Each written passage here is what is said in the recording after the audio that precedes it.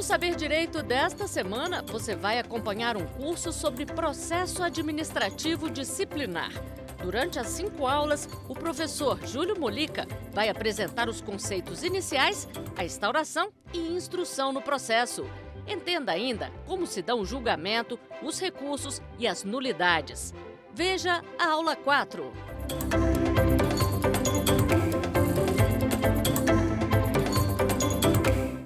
Olá, estamos de volta então com nossas aulas de processo administrativo disciplinar. Essa é a nossa 4ª aula. Se você ainda não viu as anteriores, volta lá, dá uma olhadinha para a gente seguir uma boa sequência aí, né? Eu me chamo Júlio Molica, sou professor e advogado. Mais conteúdo, o que vocês quiserem pesquisar mais, tem as redes sociais, @Júlio Molica no Facebook e Instagram, e também meu site juliomolica.com.br, além, é claro, de todas as redes aí da nossa TV Justiça. Ok? Lembrando, Molica sempre com 2 L's. Vamos lá falar sobre a parte de julgamento e de recurso do processo administrativo disciplinar? Vamos começar? Vamos lá, então. Iniciando pelo relatório, o envio de relatório da comissão para a autoridade julgadora. Tá? Vamos lá, artigo 166 da Lei 8.112, ele fala o seguinte: o processo disciplinar com relatório da comissão será remetido à autoridade que determinou a sua instauração para julgamento. Lembrando, na última aula a gente falou sobre toda essa fase. O julgamento não é realizado pela Comissão de Processo Administrativo Disciplinar. A Comissão de PAD, ela faz toda a parte de instrução, que termina com o relatório final. E aí sim o processo é devolvido para a autoridade que lá no início fez a instauração. Então, quem instaurou é quem vai julgar. E quem faz toda a parte de instrução, aí sim a Comissão de PAD, que efetivamente vai chegar a um relatório final, aonde vai demonstrar tudo o que foi avaliado, chegar à sua conclusão sobre a inocência ou não, ou responsabilidade, né, do acusado, do servidor, e sugerir uma sanção à autoridade competente. Ok?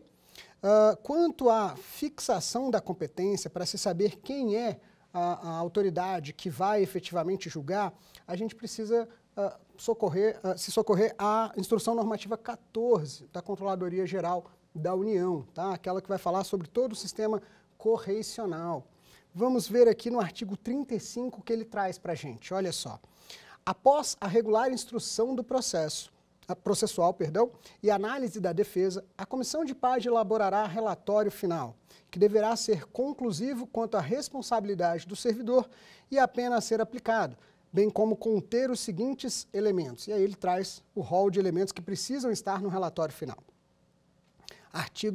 Parágrafo 2º, especificamente, traz para a gente que a proposta de penalidade feita pela Comissão de PAD fixará a competência para o julgamento do processo. Ou seja, a depender de qual autoridade é competente para aplicar a sanção específica disciplinar, vai ser encaminhado o relatório final, claro, com todo o processo do PAD, para aquela autoridade, para que ela possa avaliar, para que ela possa efetivamente julgar, tá? Lembrando só, para exemplificar, as demissões, em regra, vão para a autoridade máxima vinculada àquela entidade, né, a qual aquela entidade ou aquele órgão está vinculado. Então, a gente tem aí uma diferença de competências, ok? Dando sequência aqui, vamos para as autoridades competentes, essas que eu falei para vocês. Elas estão lá no 141 da 8.112. Vamos lá ver? São 4 opções diferentes, temos 4 incisos aí. O inciso 1 fala para a gente que o presidente da República, os presidentes das casas do Poder Legislativo, dos tribunais federais e o Procurador-Geral da República são aquelas competentes para demissão e cassação. Cassação, lembrando, né, de cassação de aposentadoria ou disponibilidade, ok? Então, as penas expulsórias vão para os chefes dessas casas, presidente da República, presidente do Poder Legislativo e dos tribunais federais e ainda PGR, tá?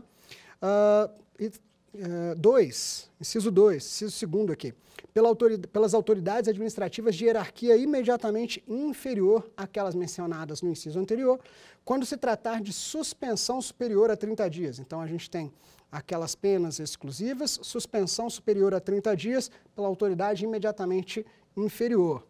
Inciso 3, pelo chefe da repartição e outras autoridades na forma dos respectivos regimentos ou regulamentos, nos casos de advertência ou suspensão, até 30 dias, tá? Então, a gente vai reduzindo aí, diminuindo o nível da autoridade. E o inciso 4, pela autoridade que houver feito a nomeação, quando se tratar de destituição de cargo em comissão, ok? Todos eles, todas essas competências previstas lá no artigo 141 da Lei 8.112. Sabendo, então, quais são as autoridades competentes para aplicação de cada sanção disciplinar, vamos então para vinculação ou não do relatório final. É sempre bom a gente lembrar que na aula anterior a gente falou sobre todo o procedimento todo o processo, né? E nessa fase de instrução, a gente tem toda a produção de provas, a gente tem a indiciação, a defesa e o relatório final. Então, a indiciação é o que abre a possibilidade para o servidor se defender. Ele se defende de todos os fatos e provas que estão no processo. Lembrando, né, o que não está no processo não está no mundo, né? O que não está nos autos não está no mundo. Então, ele vai se defender de tudo aquilo que está lá e que na indiciação foi colocado de forma clara e objetiva para o exercício da defesa. E depois da defesa que se tem, sim, um relatório final. E esse relatório final, que vai sugerir uma penalidade e a quantidade, se for o caso, de suspensão, ele vai direcionar para a autoridade competente. E essa autoridade competente, a dúvida agora é, ela tem que obrigatoriamente acatar este relatório ou pode não concordar com ele e aplicar uma sanção diferente daquela sugerida? Vamos dar uma olhada? Aqui no artigo 168 da 8.112, a gente tem que o julgamento acatará o relatório da comissão, salvo quando contrário à prova dos autos. O parágrafo único ainda ainda acrescenta, dizendo: quando o relatório da comissão contrariar as provas dos autos, a autoridade julgadora poderá, motivadamente, agravar a penalidade proposta, abrandá-la ou isentar o servidor de responsabilidade, ok? Então, em regra, pela leitura do 168, a autoridade vai acatar o relatório final, exceto se contrário às provas constantes dos autos. E comprovando que, demonstrando que o relatório final não condiz com as provas, com o que está nos autos, a autoridade vai poder aumentar a pena, vai poder diminuir a pena ou vai poder, inclusive, isentar, inocentar o servidor. Ok? Tranquilo quanto à competência para julgamento? Beleza, né? Vamos dar sequência, então. Perdão. Vamos para as possíveis penalidades. Lembrando que nós temos a advertência e suspensão. E depois nós temos 3 penalidades que excluem o vínculo do agente público com a administração pública. Tá? Essas 3 são a demissão, a destituição e a cassação. Vamos ver cada uma delas? Vamos lá. Vamos começar aqui pela advertência. A advertência está prevista no artigo 129 da Lei 8.112, que diz o seguinte: a advertência será aplicada por escrito nos casos de violação violação de proibição constante no artigo 117, lá dos incisos 1 a 8 e 19, e de inobservância de dever funcional previsto na lei, regulamentação ou norma interna, que não justifique a imposição de penalidade mais grave. Ou seja, a advertência vai sempre que houver o descumprimento de dever profissional, funcional, ou ainda quando houver o descumprimento de uma proibição. Né? Você tem lá nos artigos 116 e no 117, no 116 os deveres, no 117 as proibições. No caso de desobedecer às regras que estão lá, poderá ter a advertência. E aí a norma ela traz já quais atos especificamente podem culminar na advertência. Vamos para a suspensão? A pena de suspensão já está prevista no artigo 130 da Lei 8.112, que é o artigo seguinte. O que diz o artigo 130? Fala o seguinte: a suspensão será aplicada em caso de, primeiro, reincidência das faltas punidas com advertência. Então, reincidiu naquela falta já punida com advertência, a pena a ser aplicada é a pena de suspensão. Ou ainda da violação das demais proibições, que não tipifiquem infração sujeita à penalidade de demissão, não podendo exceder 90 dias. Então vamos lá, a advertência já tem um rol específico para se aplicar a advertência. Teve a reincidência, suspensão. E aí a norma permite que, se não estiver previsto como hipótese de demissão, aplica-se então a suspensão, que não pode ser maior do que 90 dias. Tá? Então, até 90 dias pode ser a penalidade aplicada pela autoridade julgadora, de acordo com o relatório final da CEPAD. Continuando aqui, no artigo ainda 130, a gente tem o parágrafo 2º, que diz para a gente que, quando houver conveniência para o serviço, a penalidade de suspensão poderá ser convertida em multa na base de 50% por dia de vencimento ou remuneração, ficando o servidor obrigado a permanecer em serviço. Ou seja, se for mais importante, se for mais benéfico para a administração pública que o servidor não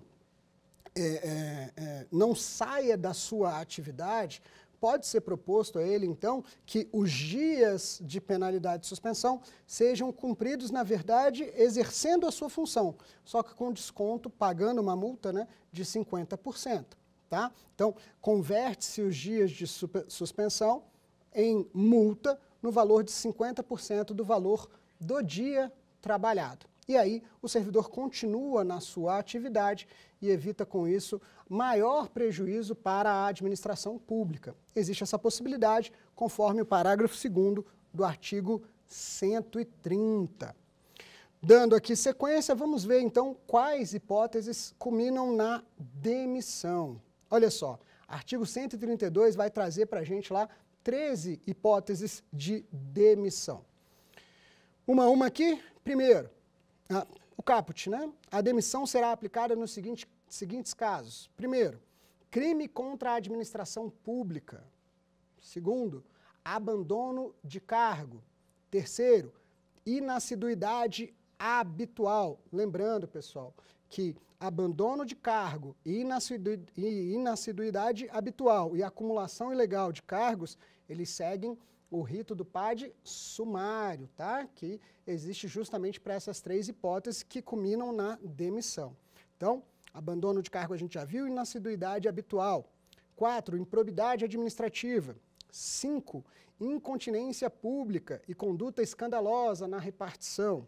6, insubordinação grave em serviço. 7, ofensa física em serviço a servidor ou particular, salvo em legítima defesa própria ou de outrem. 8, aplicação irregular de dinheiro público. 9, revelação de segredo do qual se apropriou em razão do cargo. 10, lesão aos cofres públicos e dilapidação do patrimônio nacional. 11, corrupção. 12, acumulação ilegal de cargos, empregos e funções públicas, que a gente já tinha falado que juntamente com o abandono de cargo e inassiduidade habitual seguem o rito sumário do PAD. E por fim, no inciso 13, traz a transgressão dos incisos 9 a 16 do artigo 117. Ou seja, nestes incisos especificamente previstos lá nas proibições aos servidores públicos vão culminar, né, na hipótese de, na aplicação, de demissão àquele servidor que está respondendo ao processo administrativo disciplinar. Bem, então já vimos advertências, já vimos suspensão e vimos demissão. Vamos ver agora cassação e destituição. Olha só, lembrando que demissão, cassação e destituição são as penalidades que excluem o vínculo do servidor com a administração pública. Só que a demissão a gente já viu aqui para o servidor ativo. E a cassação? Artigo 134. Olha só, será cassada a aposentadoria ou a disponibilidade do inativo que houver praticado na atividade falta punível com a demissão. Ou seja, aquele que estava, que realizou a atividade irregular lá na sua atividade e se aposentou e só depois começou o processo administrativo disciplinar, se constatado que a penalidade a ser aplicada para ele era a demissão, o que vai ocorrer aqui é a cassação da sua aposentadoria. É possível? Sim, é possível. E a destituição, o que é a destituição? Artigo seguinte ainda da Lei 8.112, que no artigo 135 diz o seguinte: a destituição de cargo em comissão, exercido por não ocupante de cargo efetivo, será aplicada nos casos de infração sujeita a penalidades de suspensão e de demissão. Parágrafo único. Constatada a hipótese de que trata este artigo, a exoneração efetuada nos termos do artigo 35 será convertida em destituição de cargo em comissão. Ok? Então, o que a gente tem aqui? Duas penalidades, ou melhor, 3 penalidades aplicadas aos servidores efetivos ativos e 2 penalidades aplicadas aos demais, ou seja, aos aposentados e aos comissionados. Nós temos a advertência para infrações menos graves, nós temos as suspensões para as infrações médias, nós temos a demissão para as infrações graves, ok? Existe essa mensuração já direto aqui na legislação. Agora, se a hipótese for de demissão e recair sobre um aposentado, a gente fala então em cassação de aposentadoria. Se a hipótese de demissão recair sobre um comissionado, a gente fala de destituição, ok? Ficou claro? Tranquilo, né? Então, vamos dar continuidade aqui ao a nossa aula sobre julgamento e recurso no processo administrativo disciplinar.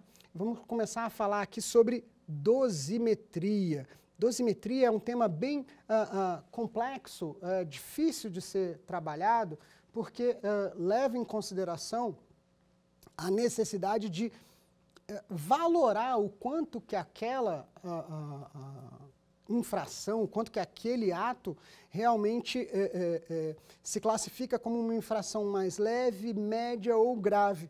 E isso é complicadíssimo para qualquer julgador, para qualquer pessoa que vá exercer essa atividade de julgar, fazer a dosimetria, dosar corretamente qual é a penalidade a ser aplicada, não é uma tarefa fácil.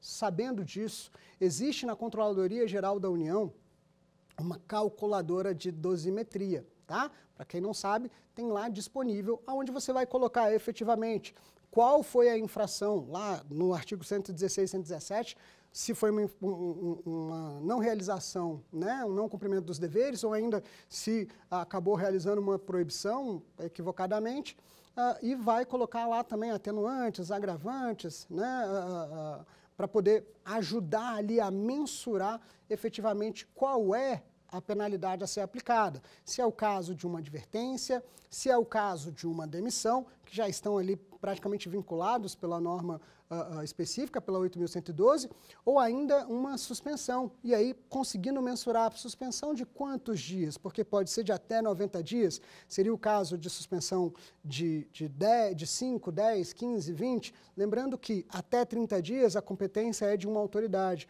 Acima de 30 dias a competência já é de outra autoridade. E essa dosimetria ela faz diferença, inclusive nisso, para levar ao julgamento, à autoridade específica para julgamento. Ok? Então vamos lá, vamos ver o que a norma fala sobre dosimetria. A gente tem na Lei 8.112, a gente tem o artigo 128, que diz para a gente o seguinte: na aplicação das penalidades serão consideradas a natureza e a gravidade da infração cometida, os danos que dela provierem para o serviço público, as circunstâncias agravantes ou atenuantes e os antecedentes funcionais. O parágrafo único já traz para a gente que o ato de imposição da penalidade mencionará sempre o fundamento legal e a causa da sanção disciplinar. Ou seja, não ajuda tanto a gente, né? Ela acaba trazendo que precisa considerar a natureza e a gravidade da infração, precisa também avaliar as circunstâncias agravantes e atenuantes, ou seja, aquelas que tornam mais grave, mais pesada a infração, ou as atenuantes, que tornam elas mais leve, tá? Só que ela não especifica tanto. Então, a gente pode recorrer aqui ao manual da CGU sobre PAD, que eu já mencionei para vocês, que na sua última versão, se eu não me engano, de 2022, traz lá na página 194 um detalhamento um pouco melhor para ajudar as comissões de processo administrativo. Pedi licença para ler esse trecho aqui para vocês. Olha só o que diz o manual. Nos itens que seguem, serão objetivamente analisadas todas as condutas da Lei 8.112, que a Lei 8.112 caracterizou como infrações disciplinares. De maneira geral, é possível classificá-la em 4 grupos, de acordo com a gravidade da penalidade correspondente. E aí, no manual, são classificados como leves, infrações leves. Aquelas que afrontam os direitos descritos no artigo 116 ou configuram as proibições no artigo 117, aqueles incisos de 1 a 6 e 19, as quais são aplicáveis à penalidade de advertência ou suspensão. E aí o manual segue classificando como infrações médias, aquelas puníveis exclusivamente com suspensão, elencadas lá no 117, no inciso 17 e 18, e também no artigo 130, parágrafo 1º.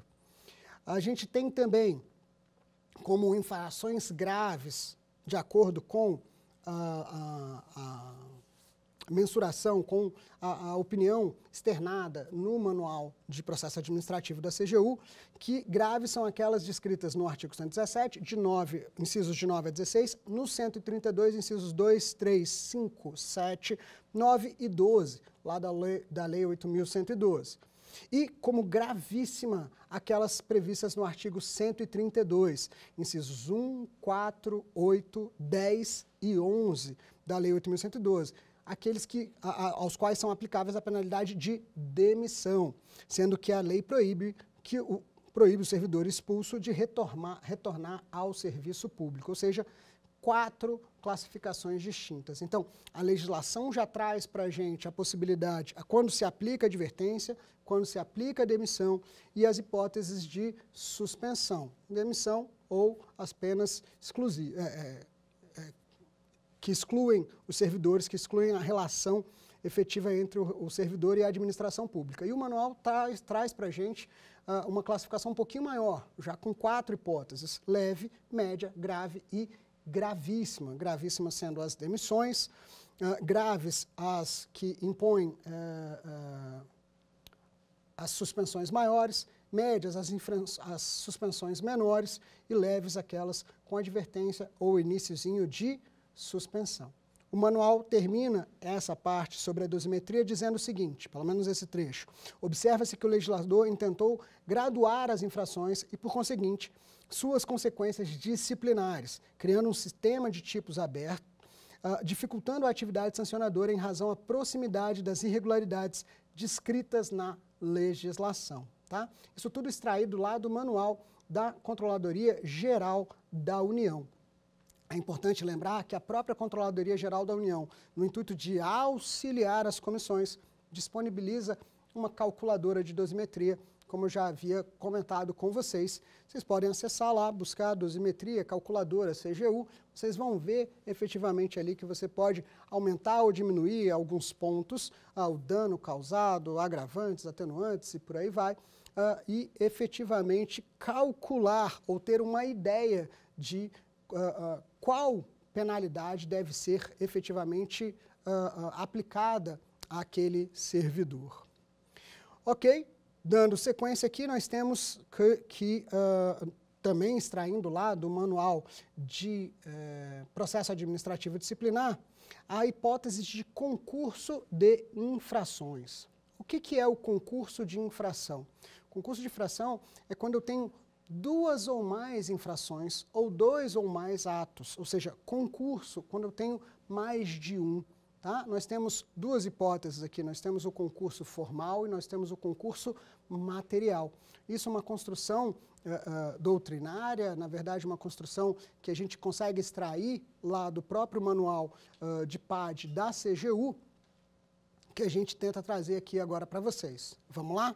Para quem estiver acompanhando pelo manual, é a página 192, que diz para a gente o seguinte: no caso de prática de mais de uma conduta, em que cada uma tem seu respectivo enquadramento, independente do outro, ocorre o que se chama de concurso material de infrações. Ou seja, eu tenho diversos atos e tenho diversas infrações entre aqueles atos, vinculadas àqueles atos infracionais. Já quando o acusado, através de uma única conduta, viola mais de uma das hipóteses previstas na norma como infração, ocorre o concurso formal de infrações, ou seja, ele acaba violando mais de uma regra só com uma única atitude, ou seja, só com um único ato, ok? A partir daí, dando sequência na questão da dosimetria, nós trazemos o conceito de atenuantes e de agravantes mais pelo direito penal, porque é difícil a gente conseguir definir o que é efetivamente uma atenuante e o que é efetivamente uma agravante no processo disciplinar. Existem precedentes, inclusive, que o bom serviço durante vários anos não deve ser considerado como uma atenuante na dosimetria da pena. Mas sobre esses precedentes, a gente vai falar na próxima aula. Fica aí que vocês vão conseguir acompanhar direitinho. Ok? Então, seguindo o nosso curso de PAD, na parte que fala sobre julgamento e recurso, vamos falar um pouquinho sobre a reconsideração, o recurso e a revisão, que são três hipóteses posteriores ao julgamento. Eu posso pedir a reconsideração àquela autoridade que proferiu a decisão, eu posso recorrer da decisão daquela autoridade para que vá para a autoridade imediatamente superior, e eu posso ainda pedir a revisão, ou seja, depois de concluído, surgindo fatos novos ou situações que modifiquem a situação, eu posso pedir a revisão do processo. Então, são três hipóteses, todas com R, né? Eu posso pedir reconsideração, recurso e revisão. Vamos aí compreender um pouquinho melhor o que são essas três, mas não sem antes falar sobre a possibilidade de instâncias dentro do processo administrativo. Esse conceito a gente traz já derivado da ampla defesa lá na Constituição Federal, de que haverá multiplicidade de instâncias para que você não seja, para que o acusado não seja julgado em uma única instância. Então, isso no direito civil, isso no direito penal e também aqui na esfera administrativa. Você tem que ter a possibilidade de, pelo menos, ter mais uma instância para recorrer, para revisar, se for o caso, aquela decisão proferida na instância inicial. Esse conceito a gente traz mais propriamente aqui para o processo administrativo disciplinar, retirando ele lá da 9784, da Lei 9784, que é a lei que rege o processo administrativo em geral no âmbito da federação. Vamos lá ver o que diz? No artigo 56 da 9784, a gente tem que, das decisões administrativas, cabe recurso em face de razões de legalidade e de mérito. Lembrando que, quando vai ao judiciário, a gente fala só sobre legalidade, a revisão externa feita pelo judiciário sobre os atos da administração pública. Já aqui não, eu posso falar sobre o mérito e sobre a legalidade. Parágrafo 1º diz para a gente que o recurso será dirigido à autoridade que proferiu a decisão, a qual, se não a reconsiderar no prazo de 5 dias, o encaminhará, no caso, o recurso ou o pedido de revisão, à autoridade superior. Salvo exigência legal, a interposição de recurso independe de caução. Tá? Mesma coisa vai acontecer lá com a gente no recurso administrativo. Então, considerando a necessidade de instâncias múltiplas também no processo administrativo, a gente tem a possibilidade, de novo, das três hipóteses: reconsideração, recurso e revisão. Quanto à reconsideração, a gente extrai o conceito do artigo 106 da Lei 8.112, que diz para a gente que cabe pedido de reconsideração à autoridade que houver expedido o ato ou proferido a primeira decisão, não podendo ser renovado, ou seja, sendo realizado uma única vez. O parágrafo único diz que o requerimento e o pedido de reconsideração de que tratam os artigos anteriores deverão ser despachados no prazo de 5 dias e decididos dentro de 30 dias.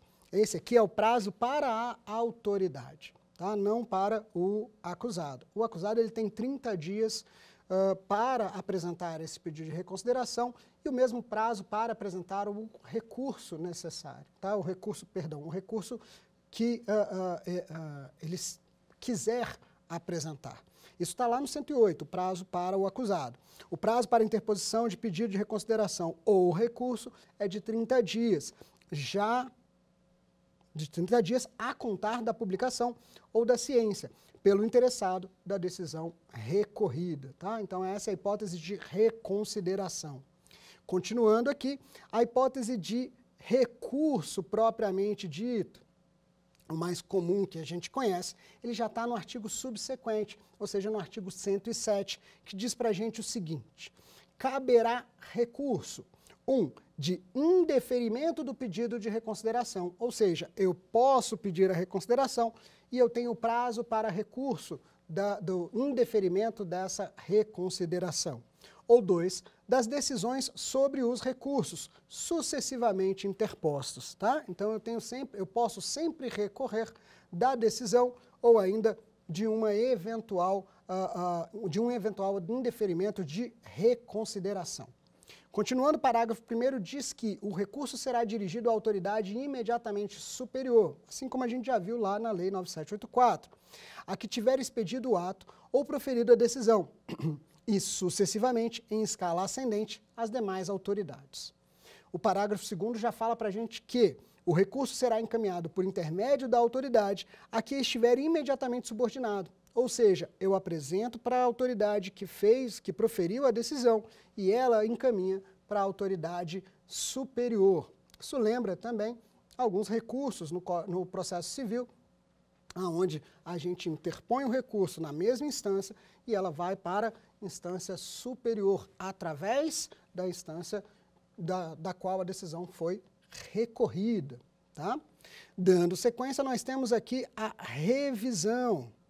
A revisão, como havia dito para vocês, ela ocorre posterior, já não é para rever aquela decisão, para reformar aquela decisão no curso do processo, mas sim encerrado aquele processo, surgindo uma nova situação, é que se pede a revisão do processo, ok? Então vamos ver o que a legislação fala para a gente nas hipóteses de revisão. Vamos lá? Artigo 174. Ele fala para a gente o seguinte: o processo disciplinar poderá ser revisto a qualquer tempo, a pedido ou de ofício, quando se aduzirem fatos novos ou circunstâncias suscetíveis de justificar a inocência do punido ou a inadequação da penalidade aplicada. Em caso de falecimento, a ausência ou desaparecimento do servidor, qualquer pessoa da família poderá requerer a revisão do processo. E, parágrafo 2º, no caso de incapacidade mental do servidor, a revisão será requerida pelo seu respectivo curador. Ou seja, pessoal, nós temos então aqui 3 possibilidades, né? Nós temos a possibilidade de reconsideração, feito pela própria autoridade. Nós temos a possibilidade de recurso, feito pela autoridade imediatamente superior. E nós temos a possibilidade de revisão, feito posteriormente ao fim do processo, e não necessariamente exclusivamente pelo servidor que sofreu aquela penalidade, mas também por seus sucessores, no caso de falecimento, ou ainda por seu curador ou curadora no caso de incapacidade superveniente deste servidor que foi penalizado no processo administrativo disciplinar. Ok? Vamos então dar continuidade ao nosso curso, falando um pouquinho sobre o controle do poder judiciário. Primeiro, é importante a gente falar só um pouquinho sobre direito de petição, que é aquele previsto no capítulo 8 da 8.112, só rapidamente, dizendo que é assegurado ao servidor o direito de requerer aos poderes públicos em defesa de direitos ou interesse legítimo. Tá? Então, esse direito de petição ele é previsto, inclusive, na Lei 8.112, apesar de já estar também assegurado pela própria Constituição Federal. Sobre a questão do controle, é importante a gente mencionar, é essencial a gente saber que controle de atos e decisões administrativas podem ser exercidos de duas formas. Pode ser exercido pela própria administração pública e pode ser exercido externamente por outros órgãos de controle. Aqui, especificamente, a gente está falando do controle realizado pelo Poder Judiciário perante as decisões dos processos administrativos disciplinares, o que é mais comum de se verificar, uma vez que proferida a decisão no processo administrativo disciplinar, por muitas vezes se acaba recorrendo ao Poder Judiciário para que seja possível avaliar, para que seja possível rever a decisão da administração pública. E aqui a gente chama atenção para outro fato, para uma questão que já tinha sido levantada em outra aula, a questão da defesa específica no PAD. Muitas vezes a gente deixa passar pela não obrigatoriedade de ser acompanhado por ter uma defesa técnica ou ser acompanhado por um advogado e a gente não toma o cuidado necessário lá no momento da defesa, ou seja, no finalzinho ali, antes do julgamento do PAD. O que acontece quando isso vai para o Poder Judiciário? Dificilmente o Poder Judiciário vai conseguir entrar ali no mérito daquela questão, daquela decisão. A limitação pela separação dos poderes é grande e o controle acaba sendo de legalidade e um controle de abusos ou irregularidades dentro do processo administrativo. Então, há que se ter muito cuidado durante o processo administrativo disciplinar para evitar que chegue a uma condenação equivocada e, posteriormente, o Poder Judiciário também não poder revisar ou rever essa decisão, como acaba sendo visto por muita gente que depois é só uma decisão administrativa, depois eu vejo isso no Poder Judiciário. É preciso ter cautela, tá bom? Vamos lá então, controle judicial realizado lá pelo Poder Judiciário está previsto no inciso 35 do artigo 5º da Constituição Federal, que diz para a gente que a lei não excluirá da apreciação do Poder Judiciário lesão ou ameaça a direito. Ou seja, a última instância será sempre o Poder Judiciário. Nós vamos sempre buscar o Poder Judiciário sempre que houver uma lesão ou ameaça a um direito. Então, é possível ter uma decisão no processo disciplinar e essa decisão ser levada ao Poder Judiciário? Sim, é possível, mas há que se ter cuidado no que vai ser apresentado, no que poderá ser objeto efetivo deste controle. Essa previsão consta também da Lei 8.112, onde lá no artigo 125 diz para a gente que as instâncias são independentes, ou seja, as sanções civis, penais e administrativas poderão cumular-se sendo independentes entre si. Ou seja, a gente já está falando que o mesmo ato pode ser considerado infração nas três esferas, administrativa, penal e civil. E elas podem, todas as três, se cumularem, mas todas são independentes. Então, em regra, o poder judiciário ou o controle posterior da decisão no processo administrativo disciplinar, ela acaba sendo bastante limitada.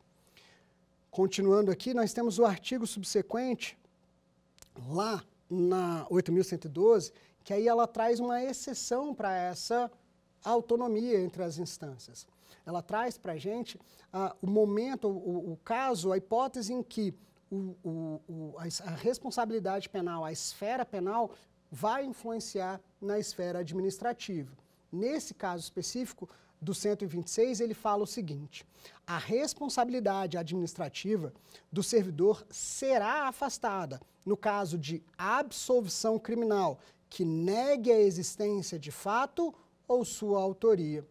Aqui é importante a gente entender, não é qualquer absolvição, é a absolvição que vai negar a existência do fato, ou seja, vai comprovar, vai apresentar, vai confirmar que aquele fato que está sendo considerado para ser responsabilizado na esfera administrativa, civil e penal, que este fato não aconteceu.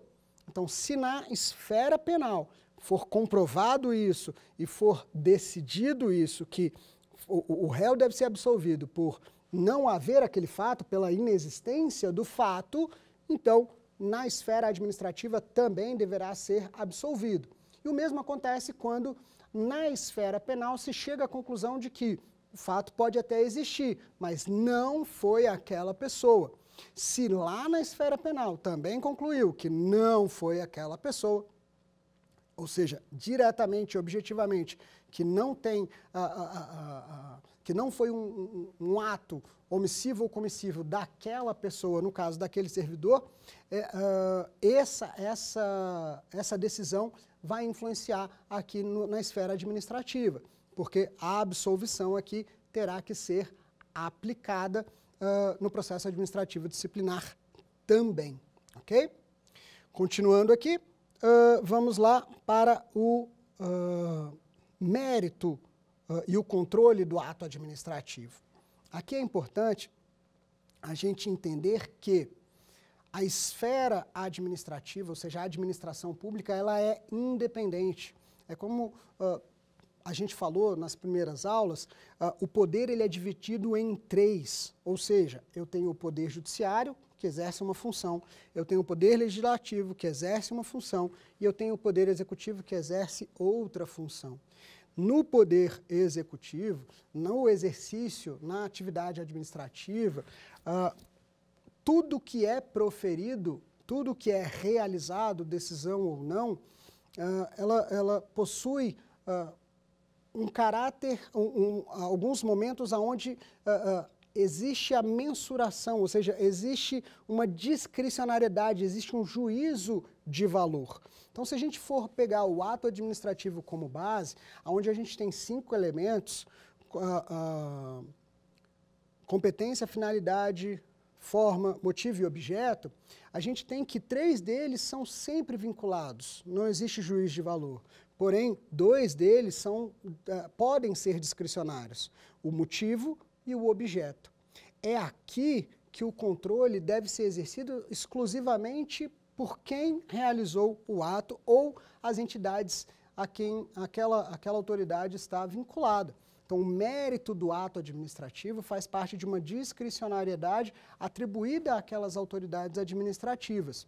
Esse mérito, em regra, não deve ser apreciado num controle externo, posterior, realizado pelo Poder Judiciário.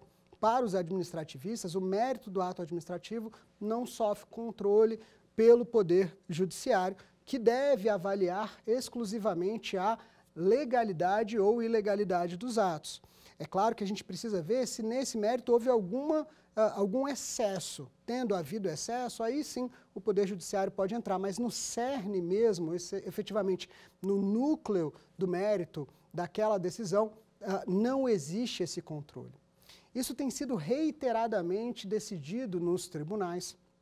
Esse tem sido o posicionamento do Superior Tribunal de Justiça em diversos julgamentos e que recentemente se tornou uma súmula, ou seja, o Superior Tribunal de Justiça pacificou esse entendimento através da súmula 665, que eu vou ler aqui para vocês. Vamos lá? A súmula 665, ela diz o seguinte para a gente. Olha só.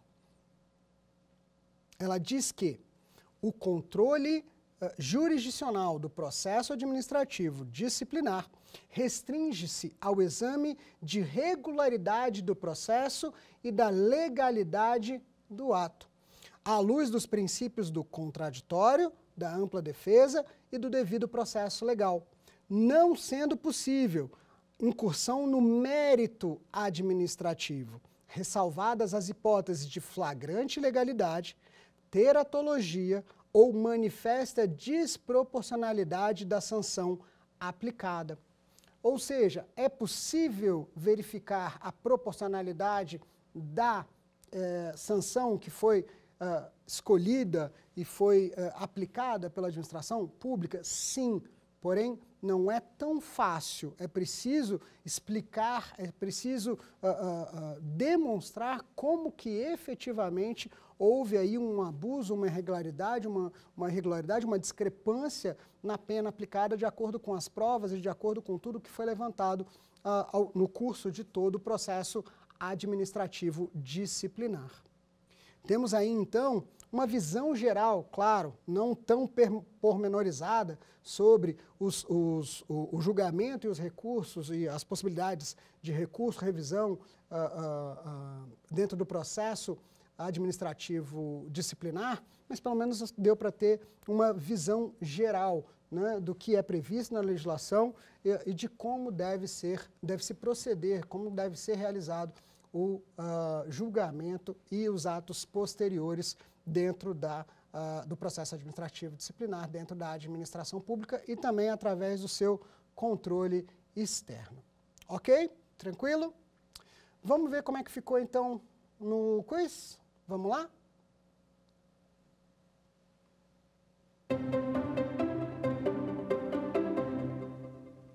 Vamos então para a nossa primeira questão. A nossa primeira questão diz que o julgamento do processo administrativo acatará o relatório da comissão do PAD, salvo quando: opção A, a autoridade competente quiser aumentar a pena. Opção B, a autoridade competente quiser diminuir a pena. Opção C, a autoridade competente quiser inocentar o servidor. Ou opção D, o relatório final for contrário às provas dos autos. E aí, conseguiram já saber qual que é? Essa tá fácil, né? Vamos lá? Opção D, o relatório final for contrário às provas dos autos. Sim, a autoridade pode aumentar a pena, diminuir ou inocentar o servidor, mas o que ela vai poder fazer para não acatar o relatório da comissão do processo administrativo disciplinar, a CEPAD, é rever a decisão se o relatório final for contrário às provas dos autos. Rever, na verdade, a sugestão do relatório final. Ok? Tranquilo? Vamos então para a nossa segunda pergunta do quiz. Vamos lá. Ao se fixar a sanção administrativa a ser aplicada no caso de confirmação de uma infração, a autoridade competente não deve considerar, entre outras coisas: primeiro, a primeira opção, a letra A, a natureza e a gravidade da infração. Letra B, os danos que provierem para o serviço público. Opção C, circunstâncias agravantes e atenuantes. E letra D, os antecedentes funcionais com mais de 5 anos. E aí, o que não deve ser considerado? A opção D, a letra D, é que traz para a gente, então, o que não deve ser considerado. Todas as demais precisam ser consideradas pela autoridade julgadora. Ela precisa, então, verificar a natureza e a gravidade da infração, sim, para poder aplicar a dosimetria e mensurar o que vai ser aplicado, qual sanção vai ser aplicada. Precisa também mensurar os danos provenientes ao serviço público e as circunstâncias, como a gente falou, agravantes e atenuantes. E aqui pode-se utilizar, como a gente já tinha comentado, pode-se utilizar daquela calculadora, né, disponível aí pela Controladoria Geral da União na internet, que pode ser vista e analisada por todos e que dá uma grande ajuda na fixação da sanção, na fixação da pena pela Comissão de Processo Administrativo Disciplinar, pela CEPAD. Agora, os antecedentes funcionais com mais de 5 anos, estes não podem ser considerados para fixar, para definir a pena a ser aplicada. Todos aqueles antecedentes com mais de 5 anos devem ser ignorados neste caso. A exemplo, se o servidor firmou um TAC, né, um termo de ajustamento de conduta, lá atrás, isso deve ser ignorado, ou isso não deve ser utilizado pela autoridade julgadora para dosimetria, para avaliar a pena a ser aplicada. Ok? Tranquilo? Vamos lá, então, para a terceira e última pergunta do nosso quiz.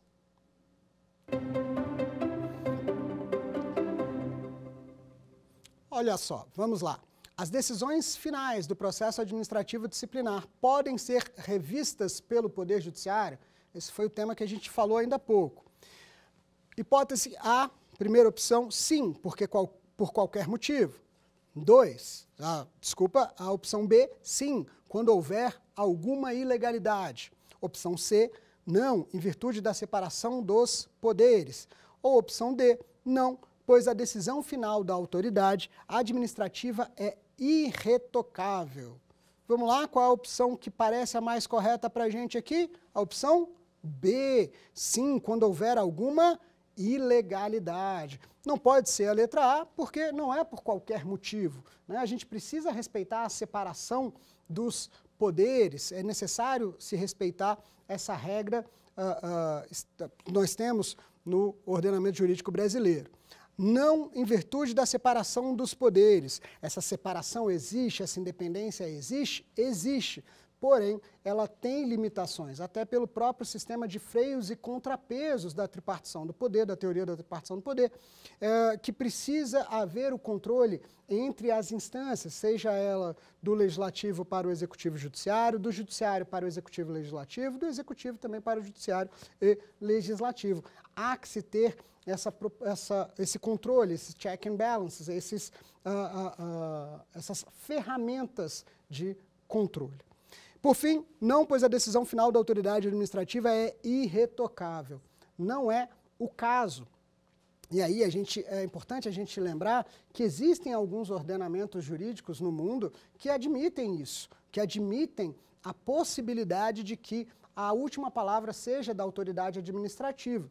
Contudo, não é esse o nosso conceito no Brasil. O ordenamento jurídico brasileiro não traz dessa forma. Ele traz que, como a gente já viu, toda ameaça de lesão a direito deve ser ou não pode ser afastada da apreciação pelo Poder Judiciário.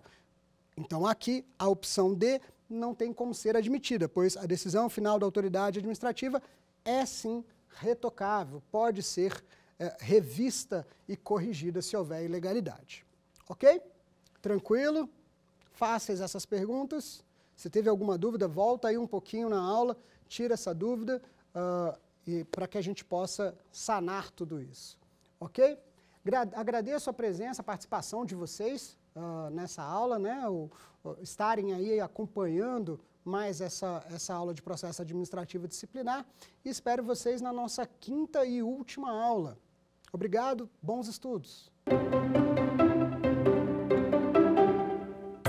Quer dar alguma sugestão de tema para os cursos do Saber Direito? Então mande um e-mail para a gente, saberdireito@stf.jus.br. Você também pode estudar pela internet.